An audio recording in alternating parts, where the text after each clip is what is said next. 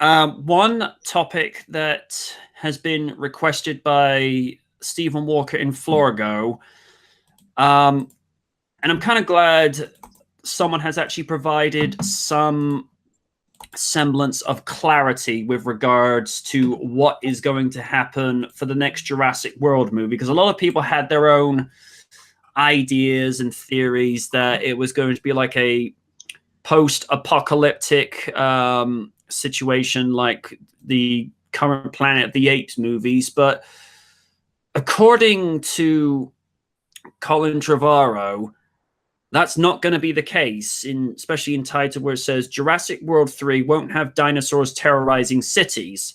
And in some weird way, I'm actually kind of glad I'm not going to take this route, because we've already seen that from the second movie. Even though it was a very brief terrorizing of San Diego, we've already seen it done.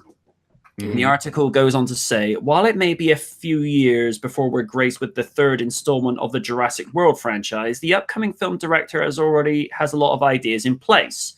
However, if you're expected to see dinosaurs terrorizing cities, you might need to alter your expectations. In an interview with Jurassic Outpost, Colin Trevorrow discussed his vision for the upcoming dino film, which he's co-writing with Emily Carmichael, who was one of the writers for Pacific Rim Uprising. Trevorrow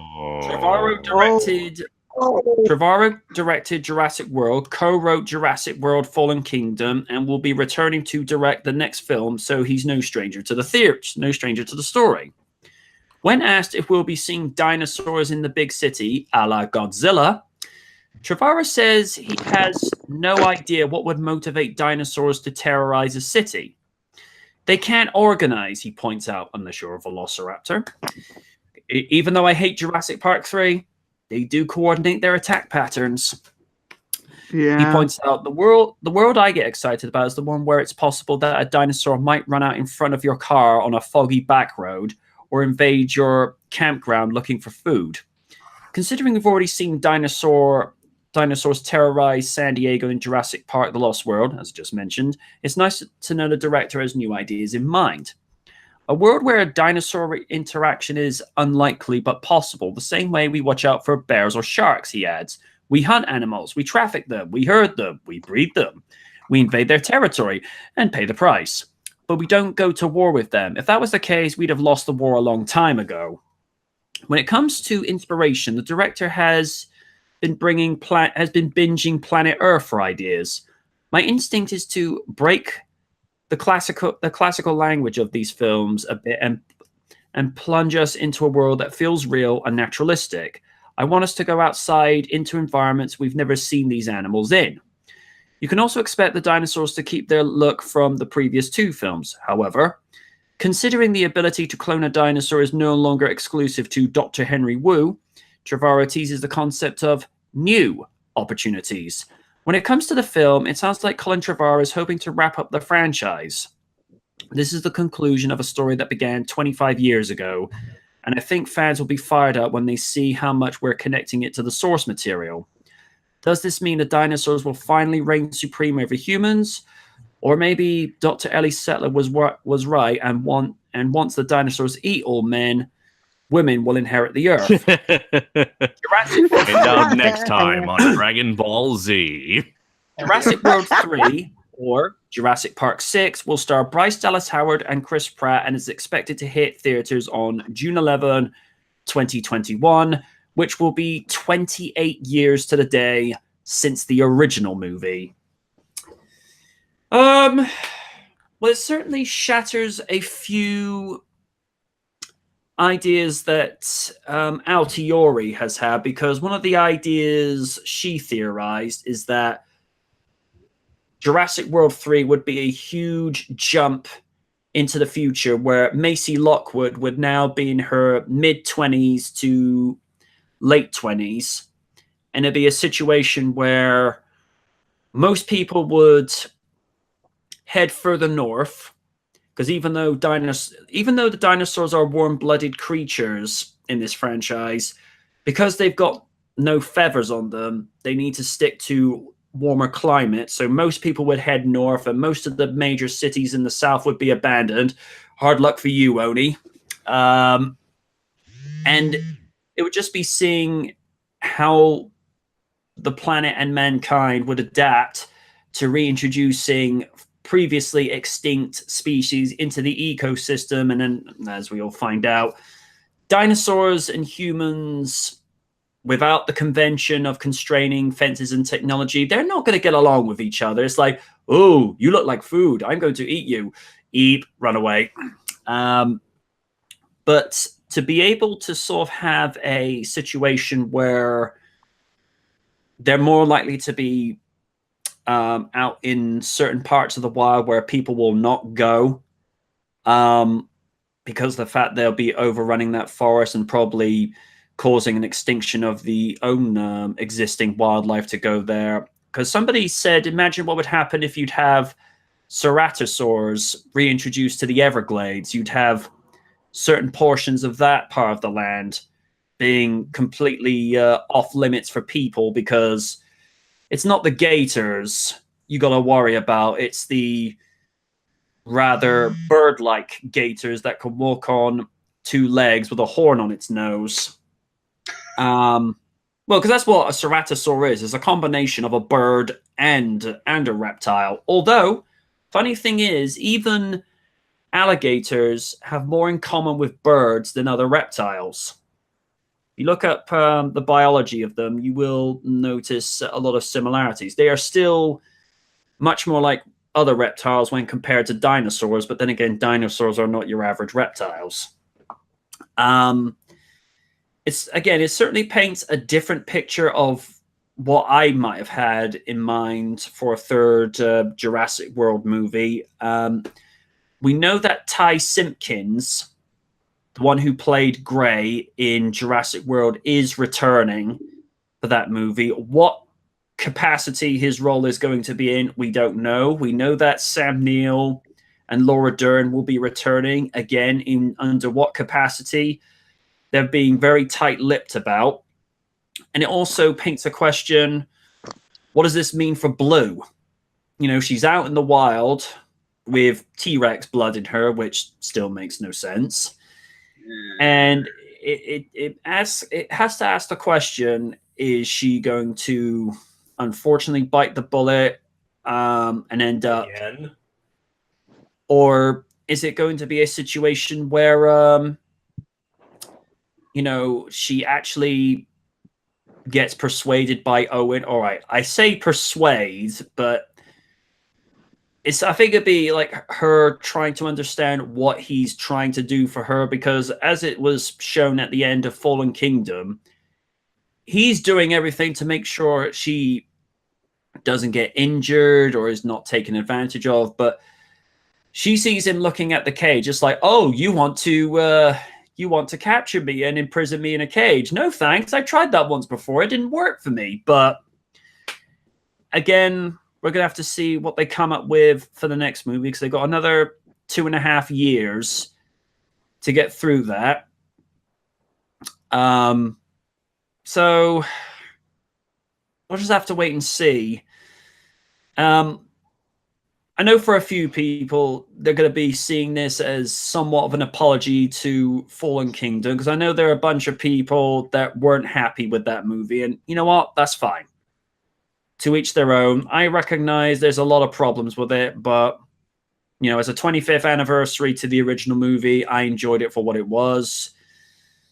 But it does sound as though they are going to go with something, I don't want to say a little less far-fetched, but it does sound like they're going to go with something less bombastic when compared with...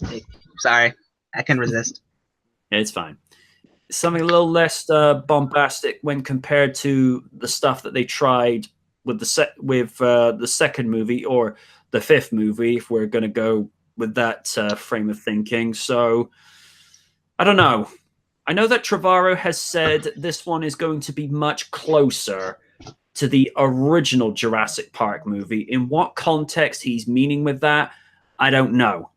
But going back to basics is not necessarily a bad thing. Sometimes it's a good way just to think, hang on, let's try and see what works properly and then build around it.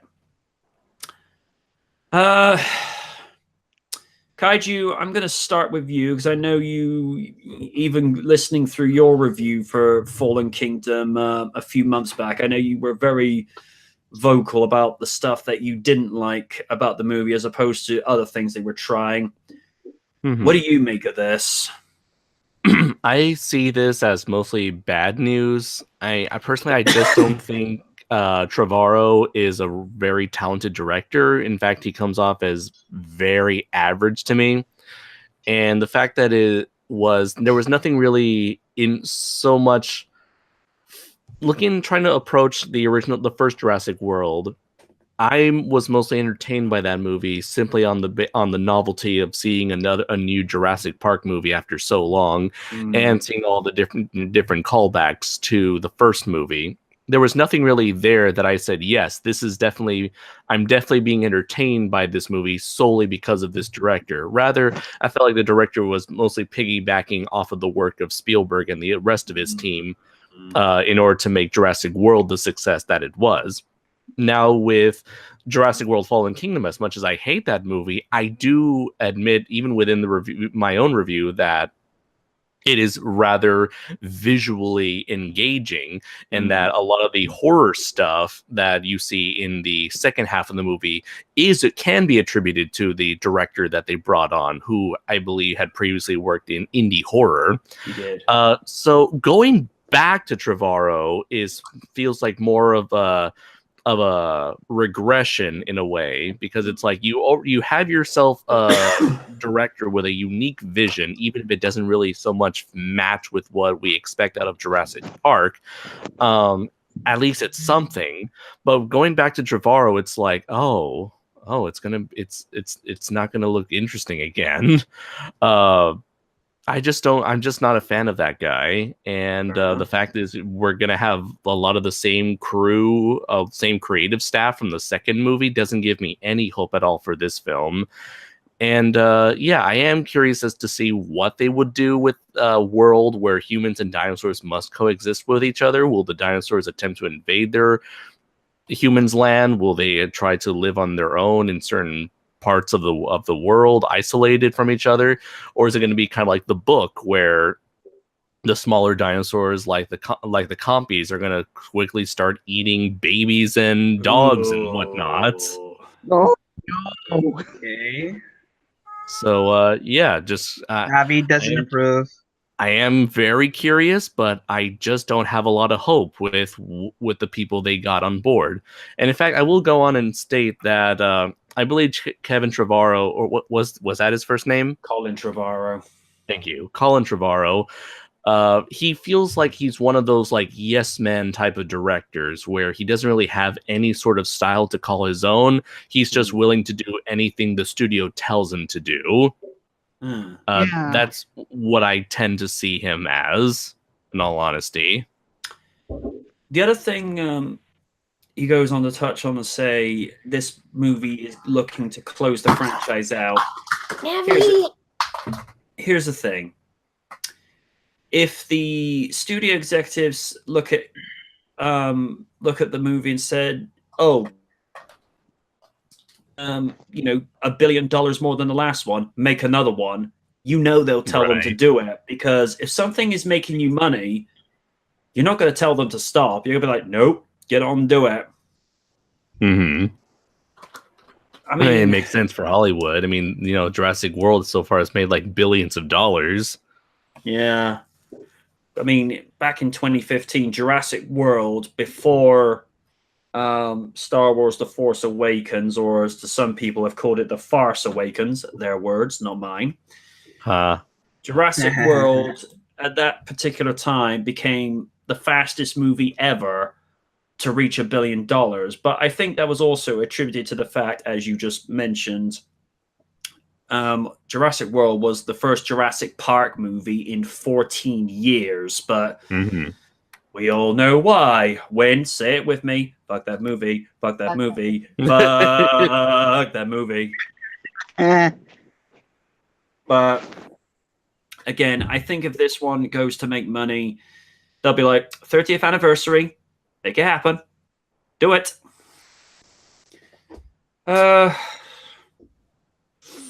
Raiden, your 2 cents.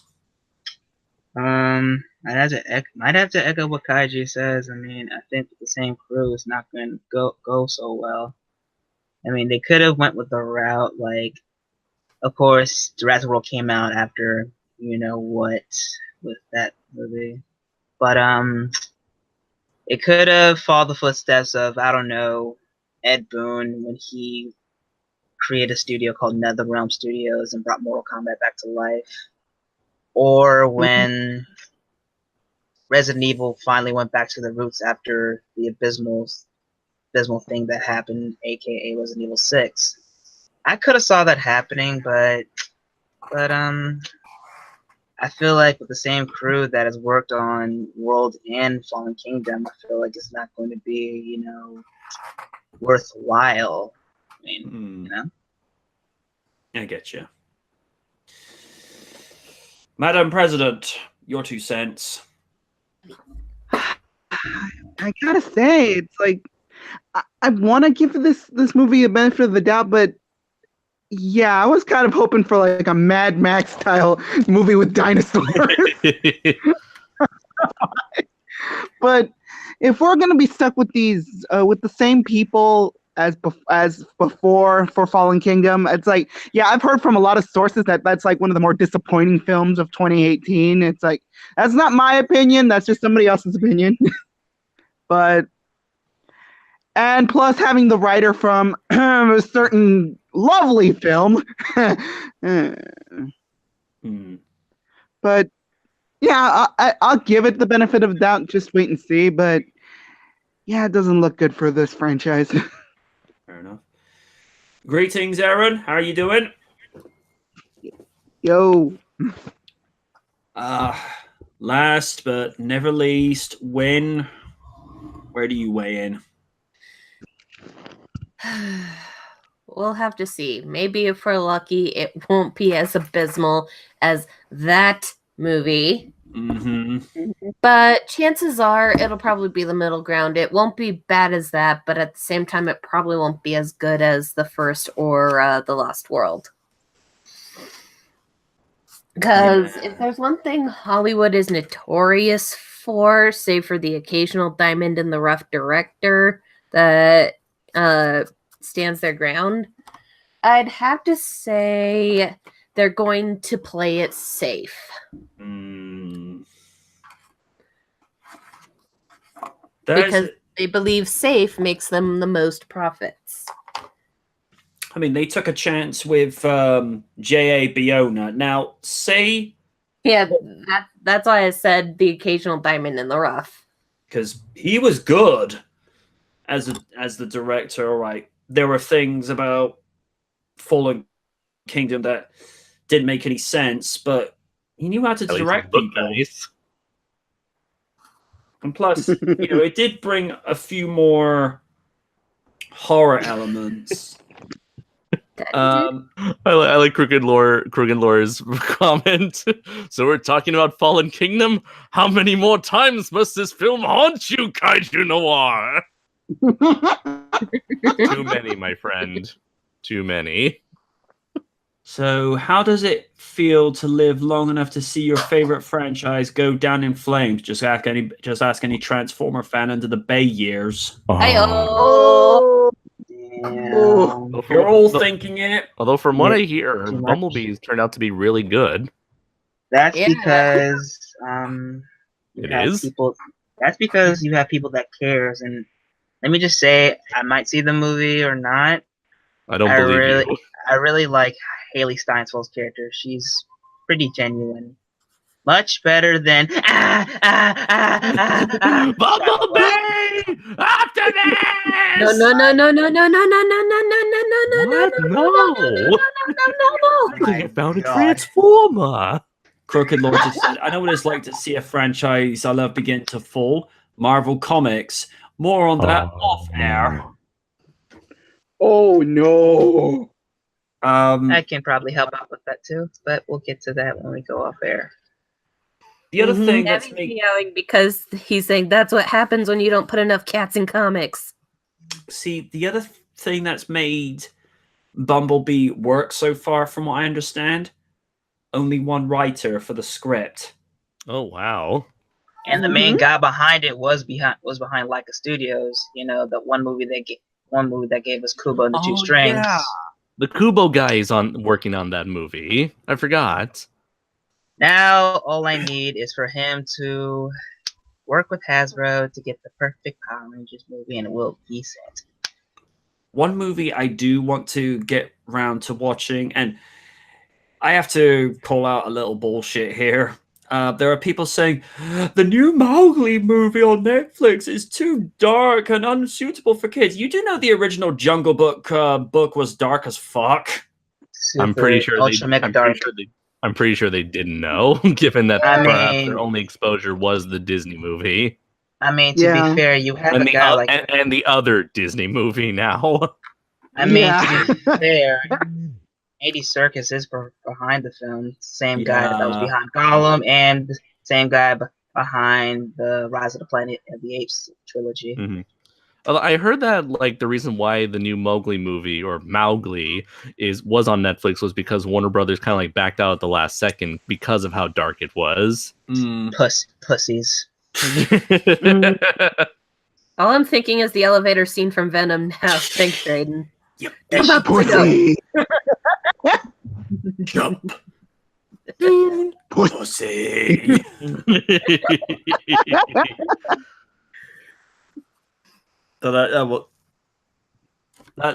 See, people are saying with the Mowgli movie that the CG on the characters looks terrible. Right to me.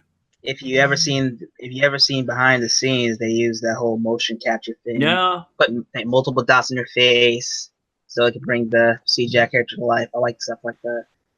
And I saw a couple of clips today with Benedict Cumberbatch doing his performance as Shere Khan. I'm like, makes you wonder how much of that is actually acting with him, because you look, it's like, okay, dude, you're enjoying this way too much. Tune it down a little. Well, he has had some voice experience, not just as the Grinch, regardless of what people might think of that movie, and in The Hobbit as Smaug. From what I understand, he was going full ham as Smaug during the second Hobbit movie. I've seen a couple behind-the-scenes clips. You just see him on in the motion cap suit on the floor as if he's standing over his prey, and he's just like, okay, dude, whatever you're on, I don't want it. Nope. It kind of reminds me of, despite how shitty the movie was, Death Note. You gotta give credit to Willem Dafoe bringing Ryu to life. Because I remember seeing the end credits. The guy was animated as fuck. When you could see him. And say what you will about Bayformers, but seeing Hugo Weaving behind the mic as Megatron was a fucking treat. Oh, yeah. Yes. Yeah.